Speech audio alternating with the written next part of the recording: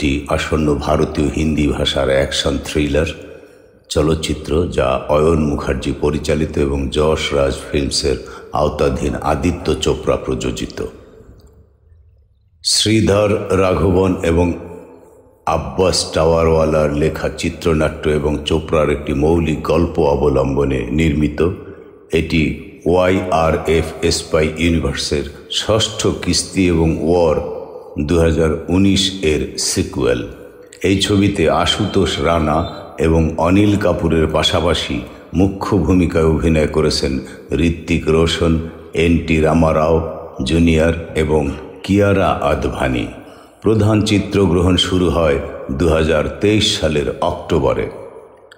ছবিটির ব্যাপক শুটিং হয়েছিল মুম্বাইতে, স্পেন, ইটালি এবং আবুধাবিতে। বিক্ষিপ্ত সময়সূচি সহ ছবিটির সাউন্ড ট্র্যাক প্রীতম দ্বারা সুরক্ষিত, যেখানে সঞ্চিত বলহারা এবং অঙ্কিত বলহারা ছবির স্কোর রচনা করেছেন।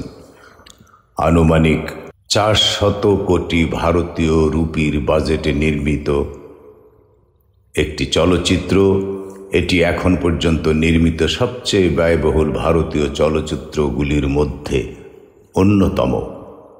ওয়ার 2 2025 সালের 14 আগস্ট ভারতীয় স্বাধীনতা দিবসের সপ্তাহান্তের সাথে মিল রেখে বিশ্বব্যাপী মুক্তি দেয়া হয়।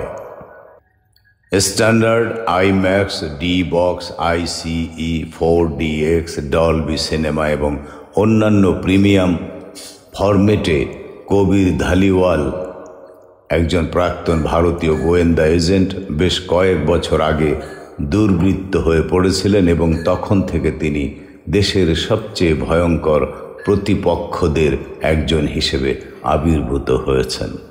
তার ক্রমবর্ধমান হুমকির প্রতিক্রিয়ায় ভারত সরকার স্পেশাল ইউনিট অফিসার বিক্রমকে পাঠায়, একজন অভিজাত অপারেটিভ যিনি তার কৌশলগত নির্ভুলতা এবং অদম্য সংকল্পের জন্য পরিচিত।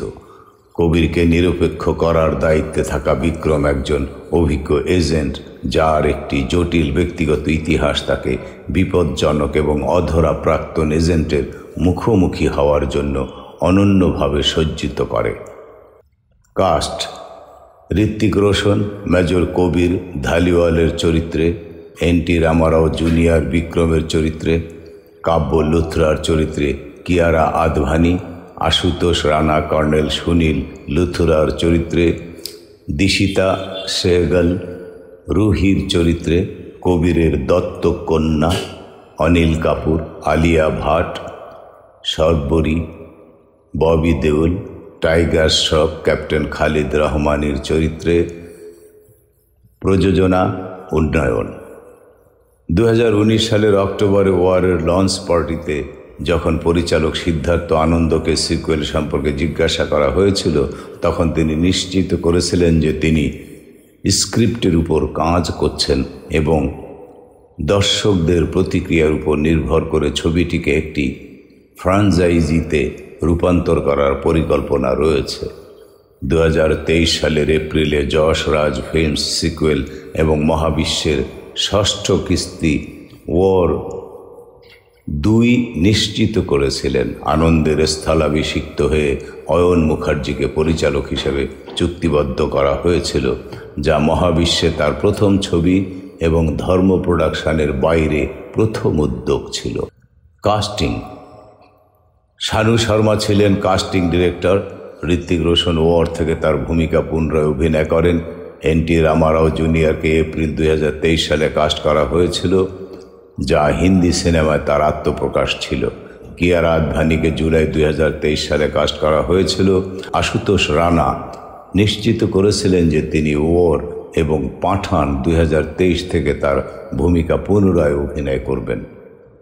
মুখার্জি নিজেই পরিচালিত টাইগার 3 এর পোস্ট ক্রেডিট দৃশ্যে রোশন আবারও একটি ক্যামিও চরিত্রে অভিনয় করেন। অনিল কাপুরকে 2024 সালের জুলাই মাসে অভিনয়ের জন্য নির্বাচিত করা হয়। আলফার পূর্বাভাস দিয়ে আলিয়া ভাট, শর্বরী এবং ববি দেওল ছবিটির পোস্ট ক্রেডিট দৃশ্যে ক্যামিও চরিত্রে অভিনয় করবেন। এই ত্রয়ী মহাবিশ্বের সপ্তম কিস্তিতে তাদের ভূমিকা পুনরায় প্রকাশ করলেন।